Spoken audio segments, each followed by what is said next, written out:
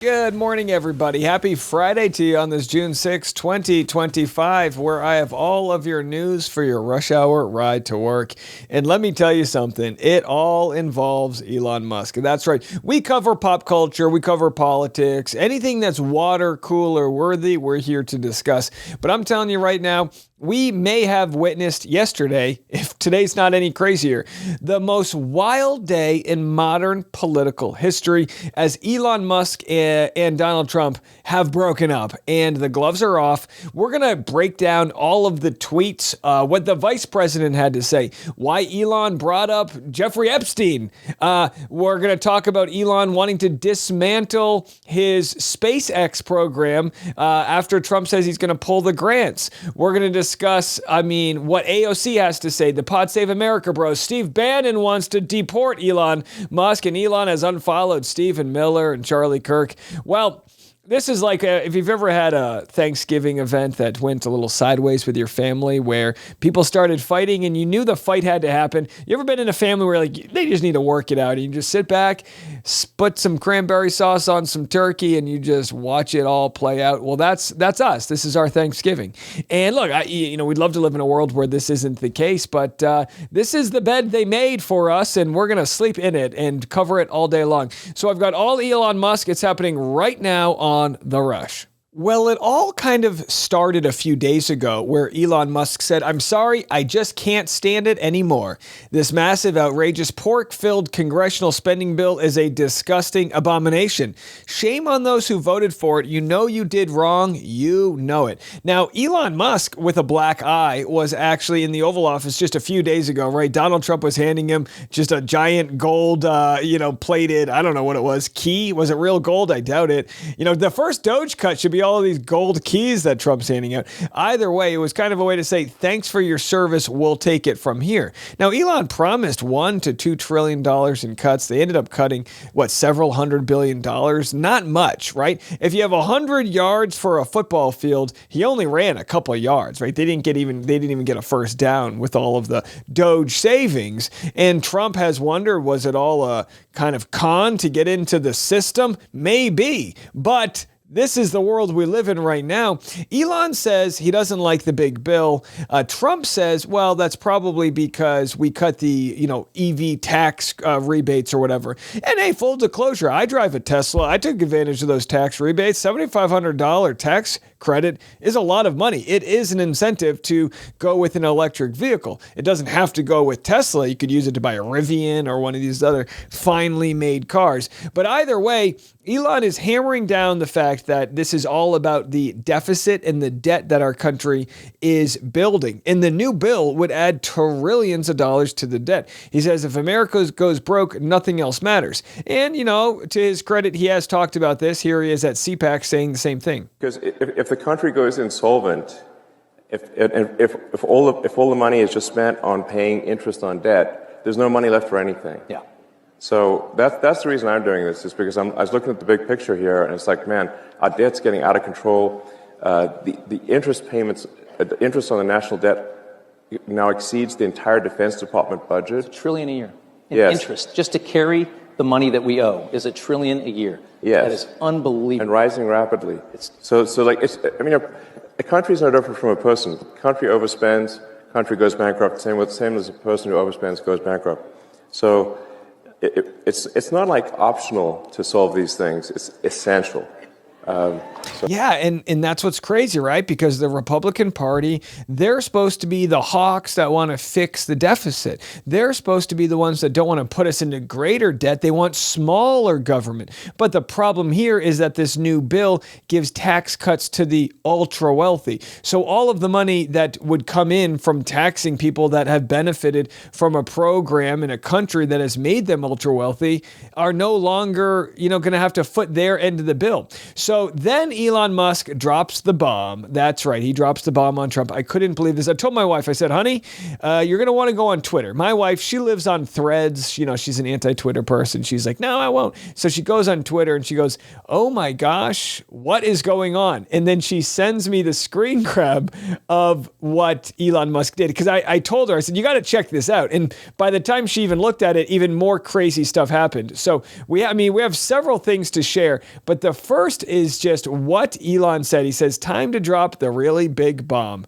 Trump is in the Epstein files. That is the real reason they have not been made public. Have a nice day, Donald J. Trump. And then he said, mark this post for the future. The truth will come out. Now, we already knew that Trump was in the flight logs. So was Bill Gates and Bill Clinton and there's some random celebrities that were in there. And folks have defended Trump saying, well, he lives in Mar-a-Lago's in Palm Springs, and that's where Epstein's based out of. So clearly you're going to hitch a ride with the guy once in a while. But when the government several months ago made a big deal to invite all of these right-wing influencers to the White House to receive these big trapper keepers full of heavily redacted Epstein files, people said, there seems like they're keeping something from us, right? So is there more to those Epstein files? Well, we'll have to see, but more on that in a minute. So Trump responds and says the easiest way to save money in our budget, billions and billions of dollars, is to terminate Elon's governmental subsidies and contracts. I was always surprised that Biden didn't do it. Well, I would say the easiest way is to get rid of $1 trillion military budget. Clearly, we could knock off $500 billion, right? Clearly, we'd be okay with $500 billion going to missiles and things like that, right? Either way, they didn't touch that in Doge. Adam Schiff responds, 2 immediate problems. First, this shows the conflict of interest in Elon getting the contracts to begin with. Second, canceling them underscores just how much Trump awards contracts based on the support he gets, not public safety or anything else in the public interest, which is a great point. You got to bend the knee to get the contract. Now, Elon's not going to be bending the knee to Trump. This is the problem when billionaires go and come after each other. So Elon responds, in light of the president's statements about cancellation of my government contracts, SpaceX will begin decommissioning its Dragon spacecraft immediately. This just feels like a fight where the wife cooks some macaroni salad for the husband, and then the husband's like, you always make macaroni salad, and then the wife's like, you know what, I don't even want to eat anymore, and then they just throw the food in the trash. Did I just make up a weird event? Either way, this is insane. Alaska responds, this is a shame, this back and forth. You are both better than this. Cool off and take a step back for a couple days. And then Elon responds, good advice. Okay, we won't decommission Dragon. Don't pull the spaceship into this. So it goes back and forth and back and forth. And it's like, look, I didn't know it could get any crazier than this Epstein files thing, but Elon, like we said, he dipped his toes into every government agency. Who knows what kind of trackers or bugs or whatever the hell is in there. But I would say this is a pretty pivotal time for the Republican Party. As people say, do you want to be with Donald Trump, who's got 3.5 years left in his presidency and his MAGA movement? Or do you want the funding of Elon Musk, who, as Elon says, could be around for 40 more years? Brian Tyler Cohen says, not a single tweet in defense of Trump from J.D. Vance after Elon called for Trump to be impeached and for Vance to take over. Pretty telling. Well, that was at 5 p.m. Well, hours later, J.D. Vance responds, President Trump has done more than any person in my lifetime to earn the trust of the movement he leads. I'm proud to stand behind him. Okay, sure. This, of course, after J.D. Vance had previously called him a con man and, related him to, the German chancellor and things like that. So it's like, what do we even believe anymore? What side are you going to be on? We've all had those fights where it's like, oh, Stacey and Joel broke up. Are we going to be friends with Stacey or Joel? It's like, Joel's got a boat, but Stacey's, it's like, what side are you on? Well, people are going to have to pick a side. As J.D. Vance now says he's going to spend a lot of money to primary people that vote for this bill. So are you going to vote for the bill or not? All right, let's do this. Let's take a quick break, reset the deck. And again, you're going to need to hear this. I'm going to share what Jake Paul thinks. That coming next. Now, I got to be honest with you. I love the new Jake and Logan Paul show on HBO. They have their own reality show. But I got to tell you, This is a horrible take. Jake Paul, he's known for punching, he beat Mike Tyson in a fight. Sure, Tyson's, 40 years older than him. But either way, he's a pretty good boxer, and he's self-made YouTuber and all those things, but not exactly a political pundit. He says, one of the problems with the Republican Party is on display today. As a current Republican, we unfortunately have these alpha male egos and leaders who aren't mature enough sometimes. They're 50 plus years old and diss-tweeting each other. Elon and Trump are great, but they need to work together and not make America look bad. He has no idea. First of all, Jake Paul lives in Puerto Rico because he's dodging, federal income taxes. So do you even get to vote anymore when you've moved to Puerto Rico? Now, surely you do. And that's no knock on the Puerto Ricans. It's a knock on the tax codes and structures that exist. But either way, one too many hits to the head, Jake. Be careful out there. Let's go. So after, again, it's just too wild to kind of get into all of this. But after Elon initially shared that Trump was in the Epstein file, which we knew that already. The question is, does Elon know more? Is he holding? If I were Elon, I would hold on to any more info for extra leverage when that immigration hearing shows up. But either way, he shares this clip from 1992. It's Trump partying with Jeffrey Epstein, and have a listen to this. Surrounded by women as music blares in the background. After a while, Trump goes to greet 3 new guests, among them the financier Jeffrey Epstein. Come on in. Go inside. More than a decade before his guilty plea on state prostitution charges. Later in the footage, Trump is seen talking to Epstein and another man as women are dancing in front of them. Trump alternates between dancing and pointing out women to Epstein and the other man and telling Epstein about the cameras.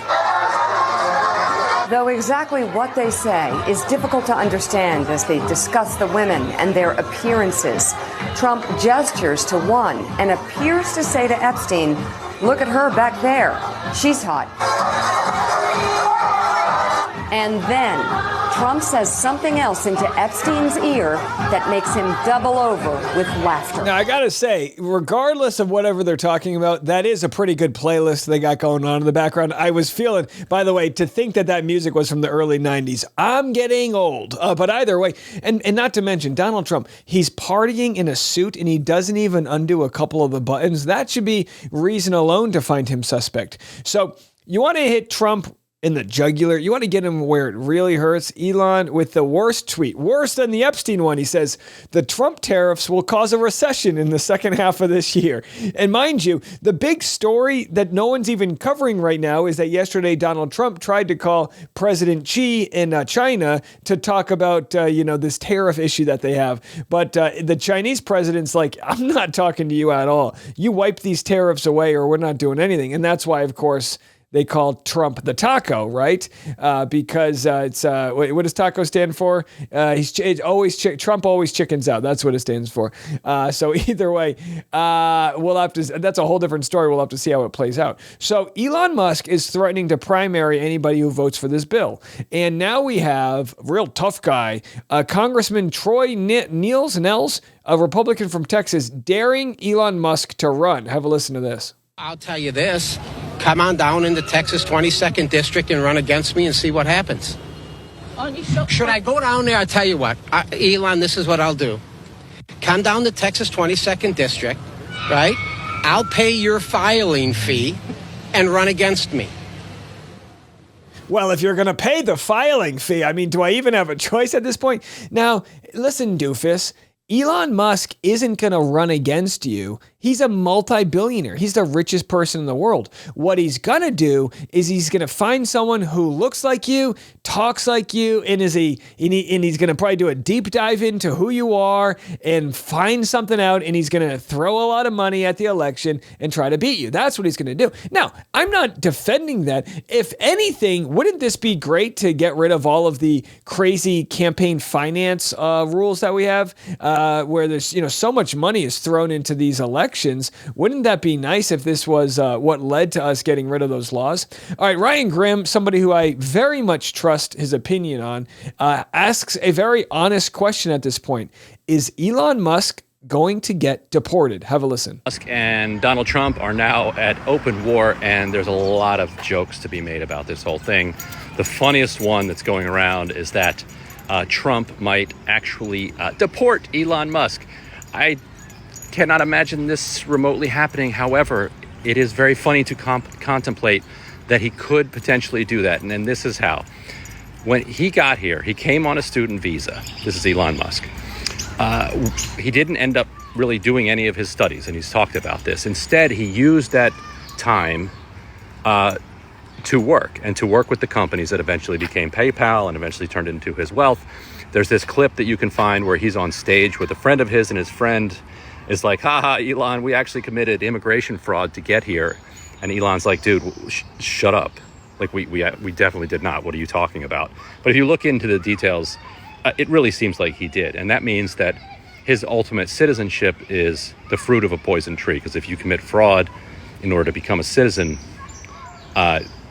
you can be denaturalized. Not that I would want that to happen to anybody, but it sure would be funny if it happened to him. Now, what makes it even funnier is the one man in the country who would have the power to do this is Stephen Miller.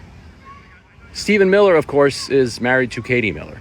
Katie Miller was the spokesperson for Doge, who quit the government and left Washington with Elon Musk. And there are all kinds of rumors that I'm sure you've seen that there's something more than just coworkers at this point. I don't think that's true. But whether Stephen Miller thinks it's true is the question that really matters to Elon Musk at this moment. So rumors are that Stephen Miller's wife is banging Elon Musk? Oh my gosh. Can we get a Bravo series here? Real Housewives of the Oval Office? That's what makes this extra funny, that you know for a fact Stephen Miller knows Elon Musk's immigration history. And he loves deporting everybody. I'm sure Stephen Miller is looking at deporting all these thousands of white South Africans who came here under this Elon Musk asylum thing, dealing with the South African situation. I'm sure Miller is looking at them right now. But you know for a fact he knows Elon Musk's situation, and you know he wants to do it. He's not going to do it, but you know he wants to. Yeah, well, we'll have to see. I mean, those threats may be real, and just those threats alone could escalate things. Let's see what MSNBC has to say. Well, what a day. Today we witnessed perhaps the messiest public breakup personally I've ever seen, certainly the messiest public breakup I've ever covered. Now, we all knew this was coming. I'm not sure we knew it would be quite so Real Housewives of Mar-a-Lago, but everyone knew it was only a matter of time before Donald Trump and Elon Musk broke up. How many Scaramucci's do we think that Donald will let pass before his ego can no longer tolerate the adoration and authority of his co-president? There's only room for one narcissistic billionaire. This is not exactly the most stable bromance. Ego the size of President Trump and Elon Musk, and how that can that last? I mean, and one thing we didn't even cover, right, is that Elon Musk said Trump wouldn't have become president without me. So there's this idea that he believes he's the one pulling all the strings. Here's Pod Save America, and they describe the sort of reality TV world of this playing out on our social media and on our iPhones. This is a classic reality star move. It's also happens in sports a lot, too, where there's like an entire beat of people who are like, the receiver just unfollowed the quarterback. What does that mean? Here's my theory of what happened here. I think Elon Musk has convinced himself he is some sort of fiscal austerity guy. He's come to self-identify as that way because of Doge. And he probably thinks this bill is stupid, because it is. It's incredibly stupid. So he calls it an abomination. First, he expresses some concern with it in an interview. He gets some positive feedback for that. Then he calls it an abomination. He gets a lot of engagement over that. Now, all of a sudden, he has attention again. Elon really had one of the main characters in world drama for about a year straight. Then he stepped back. He was getting less attention. His tweets were getting less traction. He was just kind of tweeting about like new Tesla features and SpaceX launches. He wasn't the main character. And now this was a chance to be the main character. Trump's talking about in the Oval Office, and he's in, and he's like getting that dopamine rush. I was going to say that you know so well. A lot of people are talking about the ketamine, but really, it's the dopamine. It's the dopamine. People are just discounting all the dopamine that's coming from Elon just firing off these tweets and getting all the response, and he's all juiced up. Yeah, I can see Elon Musk just sitting on a trampoline, bouncing back and forth as he laughs at all of this. Well, AOC, she weighs in. Of course she does. Let's have a listen to our future president and what she has to say. Any quick reaction on what's going on with Elon Musk and President Trump on Twitter right now? Oh, man, the girls are fighting, aren't they? would say that this was something that was a long time coming, where we've been seeing that these two huge egos were not long for being together in this world as friends. And so I think this breakup we've been seeing a long time coming, but we'll see what the impacts are of it legislatively. There it is, legislative. I mean, who knows? Will there be folks that were already on the fence in the Senate over this bill saying, you know what, I'd rather stick by Elon than Trump? We'll have to see.